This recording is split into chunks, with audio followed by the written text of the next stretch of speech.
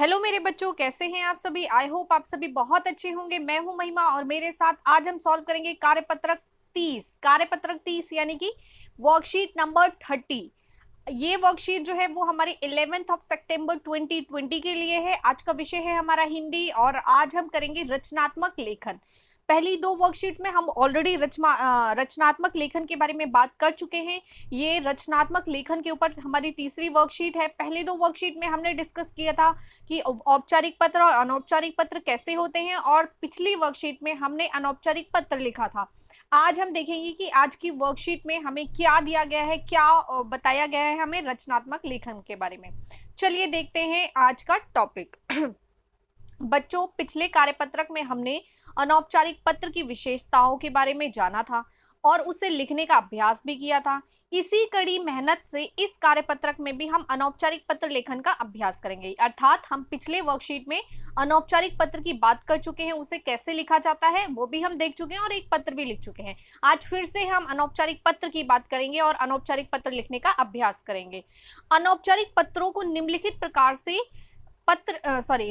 प्रकार के पत्र रखे जा सकते हैं। मतलब अनौपचारिक पत्रों में निम्नलिखित तरह के पत्र हो सकते हैं। कौन कौन से हो सकते हैं? बधाई पत्र, यानी कि आपके सगे संबंधी, रिश्तेदार, दोस्त के घर में कोई भी शुभ चीज हुई हो या उन्होंने कोई अचीवमेंट प्राप्त की हो तो उसके लिए आप उनको बधाई पत्र लिख सकते हैं। शुभकामना पत्र, किसी शुभ अवसर के लिए शुभकामना पत्र दे सकते हैं। निमंत्रण पत्र लिख सकते हैं। निमंत्रण आप जानते हैं किसी भी प्रकार का निमंत्रण हो सकता है। विशेष अवसरों पर लिखे गए पत्र, कुछ विशेष अवसर होते हैं उन पर भी हम एक दूसरे को पत्र लिख सकते हैं। फिर उसके बाद सांत्वना पत्र, यानी कि किसी के साथ अगर कुछ अनहोनी घटी हो, कोई घटना दुर्घटना घट गई हो तो उसके लिए हम सांत्वना पत्र लिखते हैं। उसके सिवा किसी प्रकार की जानकारी देने के लिए, यानी आपको अपने मित्र या रिश्तेदार को कोई जानकारी देनी है उसके लिए भी हम पत्र लिख सकते हैं। कोई सलाह आदि देने के लिए भी हम पत्र लिख सकते हैं। तो ये हमारे 7 टाइप्स ऑफ लेटर्स यानी कि 7 प्रकार के पत्र होते हैं, अनौपचारिक पत्र, जो हम अपने दोस्तों और रिश्तेदारों को लिख सकते हैं। चलिए देखते हैं इसके बारे में कुछ और बातें और उसके बाद हम पत्र लिखने का अभ्यास करेंगे। अनौपचारिक पत्र लिखते समय ध्यान रखने योग्य बातें, कौन कौन सी बातों का ध्यान रखना चाहिए? काफी सारी बातें हमने पिछले वीडियो में डिस्कस की थी, आज हम थोड़ी सी बातों को और डिस्कस कर लेते हैं। चलिए देखते हैं। अनौपचारिक पत्र लिखते समय ध्यान रखने योग्य बातें। पहला, भाषा सरल एवं स्पष्ट होनी चाहिए, यानी कि आप जब पत्र लिखते हैं तो उसकी भाषा बेहद सरल और स्पष्ट होनी चाहिए ताकि पढ़ने वाला आसानी से आपकी मन की बात को समझ सके। नंबर 2, पत्र लेखन तथा पत्र पाने वाले की आयु, योग्यता, पद आदि का ध्यान रखा जाना चाहिए। यानी कि जब भी हम पत्र किसी बड़े को लिखते हैं तो क्या करेंगे? उसको नमस्कार करेंगे, प्रणाम करेंगे, और जब हम किसी छोटे को लिखते हैं तो उसको प्यार देंगे। ठीक है, आपका छोटा भाई बहन, अग्रज, अनुज इस तरह का होगा तो उसको क्या करेंगे? किसी अनुज को लिखा है आपने या अपनी छोटी बहन को लिखा है तो उसको प्रेम देंगे अपना। तो हमें आयु, योग्यता का ध्यान रखना होता है। पत्र में लिखी बात संक्षिप्त होनी चाहिए, यानी कि हम पत्र में अपनी पूरी गाथा तो लिख नहीं सकते, तो हमें शॉर्ट में अपनी बात को 3, 4, 5 लाइनों में अपनी बात को समझाना पड़ता है, इसलिए संक्षिप्त यानी छोटा होना चाहिए। पत्र का आरंभ एवं अंत प्रभावशाली होना चाहिए, यानी कि पत्र पढ़ने वाले को शुरुआत में ही पहली लाइन पढ़ के अच्छा लगे, ऐसा प्रभावशाली पत्र होना चाहिए।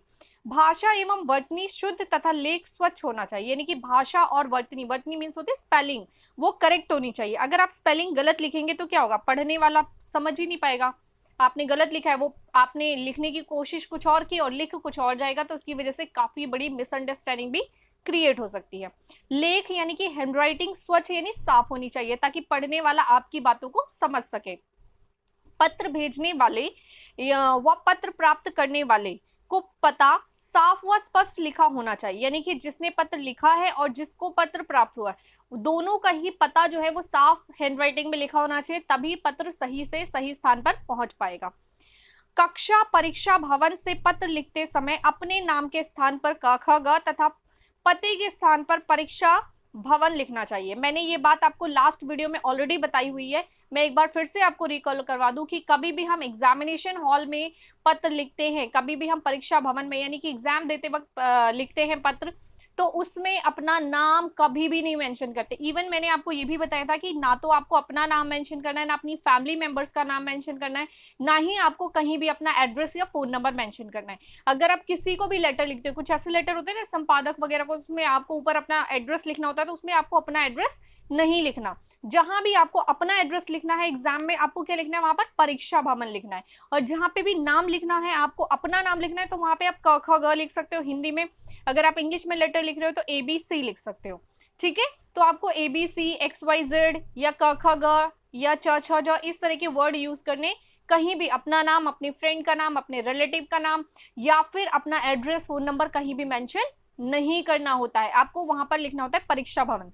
अभी आप जो लेटर लिख रहे हैं ये स्कूल के लिए लिख रहे हैं, आप अपने क्लास टीचर को ये लेटर दिखाएंगे और फिर आपकी नोटबुक में रहेगा, इसलिए यहां पर आप चाहें तो अपना नाम लिख सकते हैं।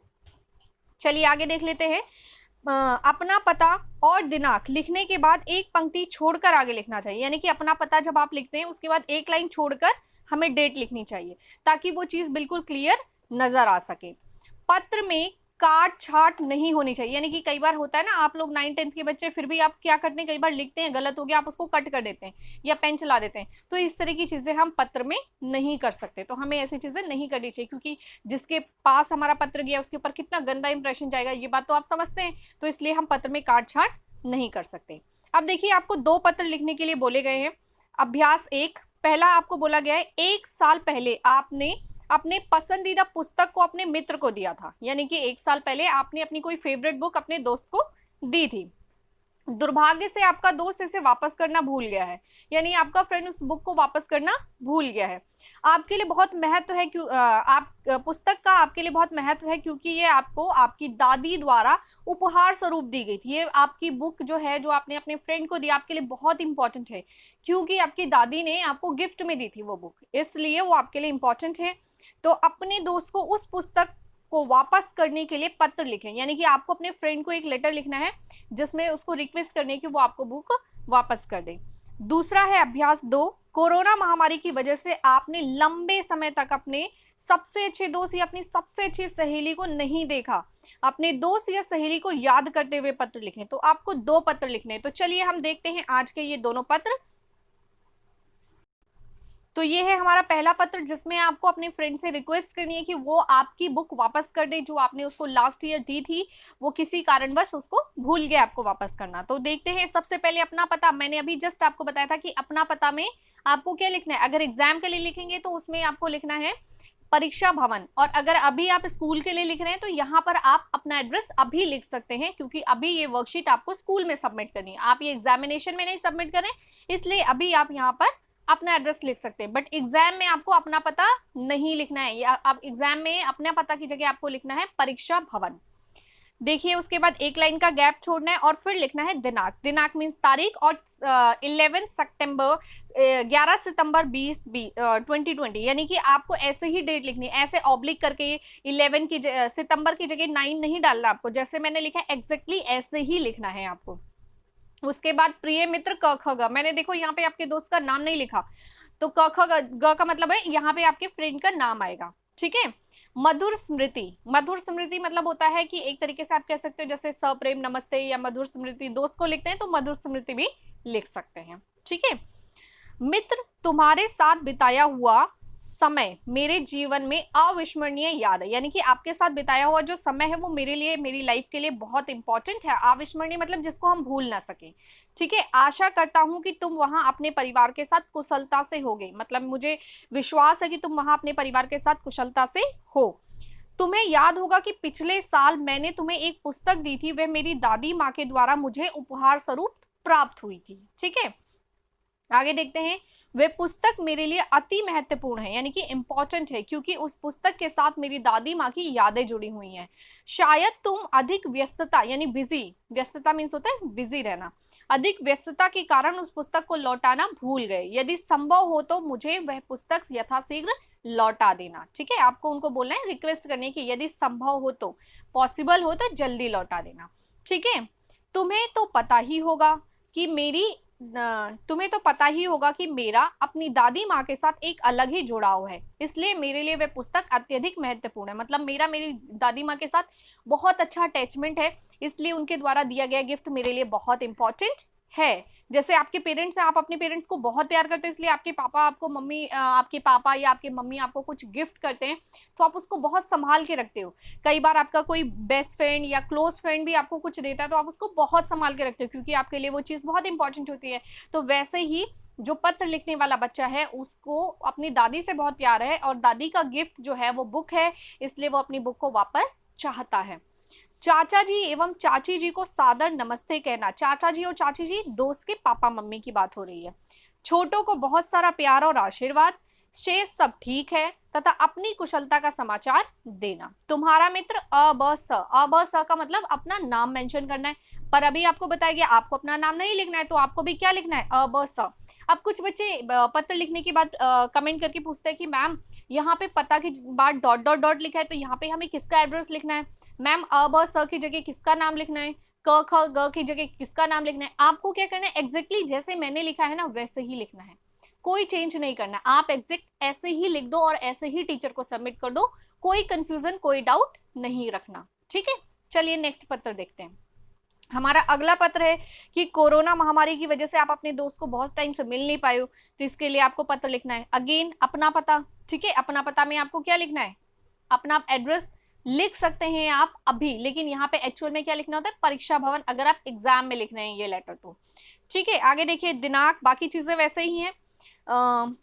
इसमें बोला है प्रिय मित्र और प्रिय सखी, मतलब लड़का और लड़की दोनों लिख रहे हैं, तो मैंने दोनों ही मेंशन कर दिया। अगर लड़के लिख रहे हैं तो वो प्रिय मित्र लिखेंगे, लड़की लिख रही है तो प्रिय सखी लिख लेगी, ठीक है। दोनों नहीं लिखना, एक चीज लिखनी है। लड़के लिखेंगे प्रिय मित्र च छ ज, और लड़की है तो वो लिखेगी प्रिय सखी च छ ज। समझ गए आप मेरी बात को, ठीक है। आगे देखते हैं, सप्रेम नमस्ते। यहाँ सब कुशल मंगल है, आशा है अपने परिवार के साथ तुम भी कुशलता से होगी या होगे। लड़के लिखेंगे होगे और लड़कियां लिखेंगी होगी। आज मुझे तुम्हारी बहुत याद आई, मैंने कई दिनों से तुम्हें देखा नहीं, परंतु इस कोरोना नामक महामारी के कारण घर से बाहर निकलना अथवा मिलना संभव नहीं। ये बात तो आप सभी जानते हैं, मुझे लगता है कि पत्र से बेहतर तो आप इन बातों को जानते हैं, क्योंकि कोरोना की वजह से आप सच में घर से कहीं बाहर नहीं निकल पा रहे हैं और अपने दोस्तों से सच में नहीं मिल पा रहे हैं। आपके बेस्ट फ्रेंड को भी आपने काफी टाइम से नहीं देखा है। जैसा कि तुम्हें ज्ञात होगा ये महामारी बहुत घातक है, इसलिए सभी को घर के अंदर ही रहना अथवा लोगों से मिलना जुलना बंद करना चाहिए, तभी इस बीमारी को फैलने से रोका जा सकता है। ये सभी बात आप सभी बहुत समझदार बच्चे हैं और मुझसे बेहतर जानते हैं। मुझे तुम्हारे साथ व्यतीत किए गए समय बहुत प्रिय हैं, यानी कि मुझे तुम्हारे साथ बिताया हुआ टाइम बहुत फेवरेट है, बहुत अच्छा है, मेरा पसंदीदा है। परंतु चाहकर भी इस महामारी काल में हम एक दूसरे से नहीं मिल सकते, इसलिए मैं इस पत्र के माध्यम से तुम्हें बताना चाहती या चाहता हूं, लड़के लिखेंगे चाहता और लड़की लिखेंगी चाहती, चाहता या चाहती हूं कि तुम अपने परिवार सहित सभी का ध्यान रखना तथा स्वस्थ रहना। इस महामारी से बचने के नियमों का पालन करते या करती रहना।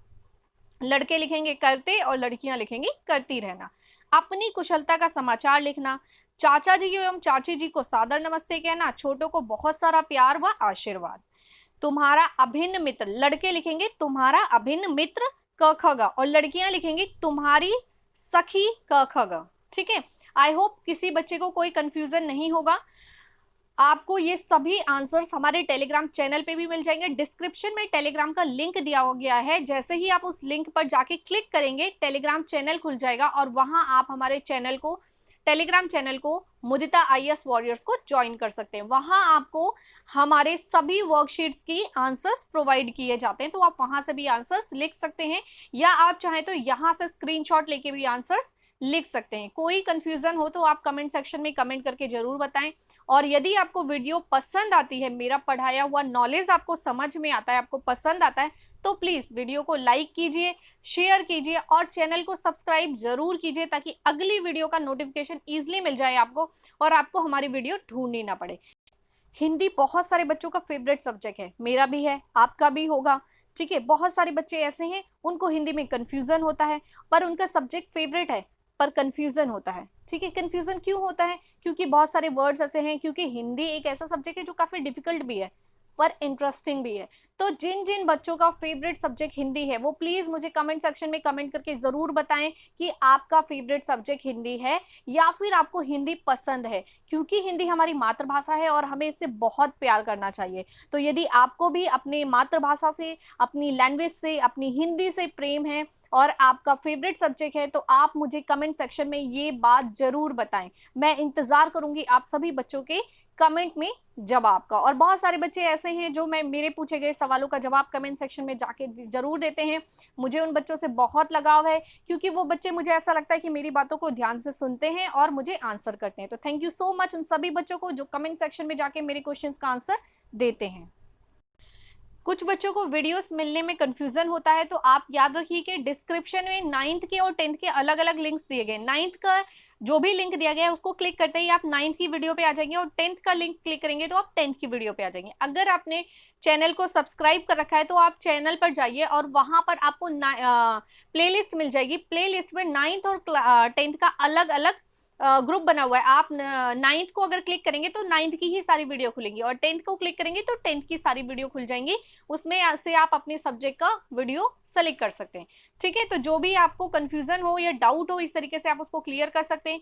कुछ बच्चों को ये भी लगता है कि वीडियो क्लियर नहीं आती है, तो आपको ये याद रखना है कि आपकी वीडियो, आपके जो भी आप वीडियो देख रहे हैं उसके राइट हैंड साइड पे 3 डॉट्स होते हैं। ऊपर की साइड में, अपनी राइट हैंड साइड में ऊपर की तरफ 3 डॉट्स होते हैं, उसको क्लिक करेंगे तो उसमें सेकेंड ऑप्शन क्वालिटी का आता है। क्वालिटी में 430 या 480 ऐसे कुछ करके नंबर लिखा होता है, उसको क्लिक करना।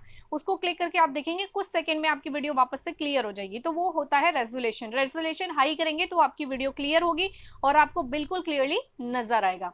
ठीक है, आप यहाँ से स्क्रीनशॉट लेकर भी आंसर लिख सकते हैं। कोई डाउट या कंफ्यूजन हो तो बेझिझक आप हमसे जरूर पूछिए। मैं हूं महिमा और आपसे लेती हूँ विदा। फिर मिलेंगे अगली वीडियो में। Bye bye.